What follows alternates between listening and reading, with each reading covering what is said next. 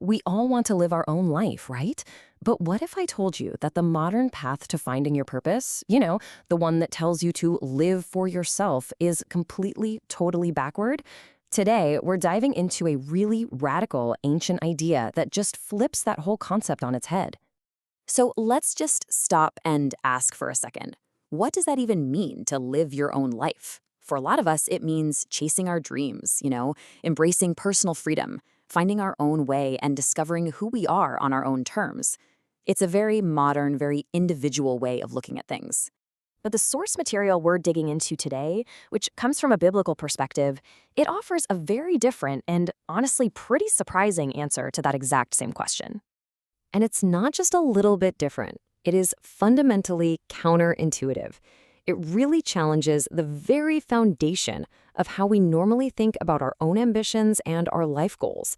It basically asks us to take the complete opposite approach. And here it is. This is the core paradox. To truly live your life, according to this view, you have to first surrender it.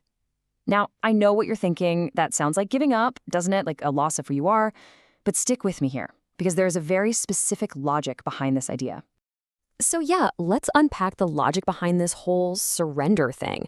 Why on earth would giving something away be the key to actually having it? This is the million-dollar question, right? If the goal is a full and purposeful life, why in the world would the very first step be letting go of the steering wheel? It just seems to go against all our natural instincts.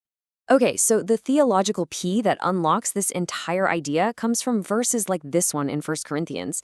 This little phrase right here, "you were bought with a price," is what completely reframes the entire conversation. So what does that actually mean? Well, in this worldview, it means your life doesn't start as some kind of blank slate that you own. Instead, it's seen as a gift from a creator, a life that ultimately belongs to God. And because of that, its ultimate purpose and direction are found not by looking inside yourself, but by aligning with its creator.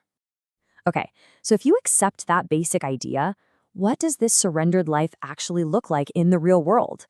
Well, it leads to a massive, fundamental shift in your purpose.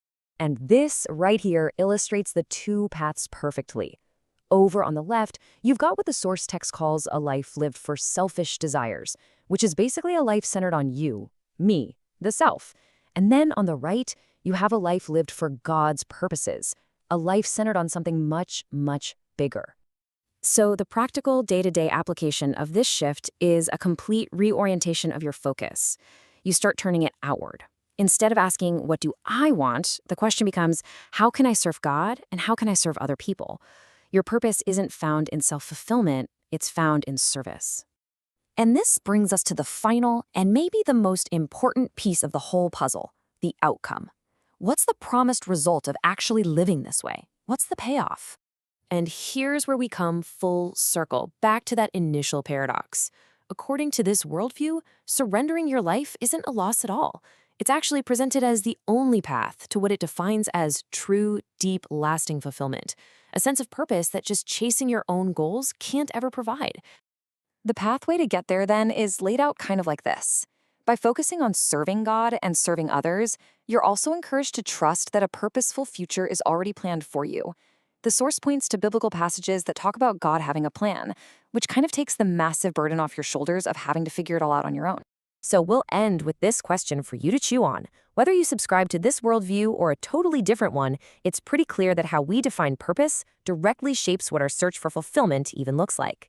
This explainer shows one deeply countercultural definition, arguing that the greatest freedom comes not from finding yourself, but from giving yourself away. Definitely something to think about. Thanks for watching.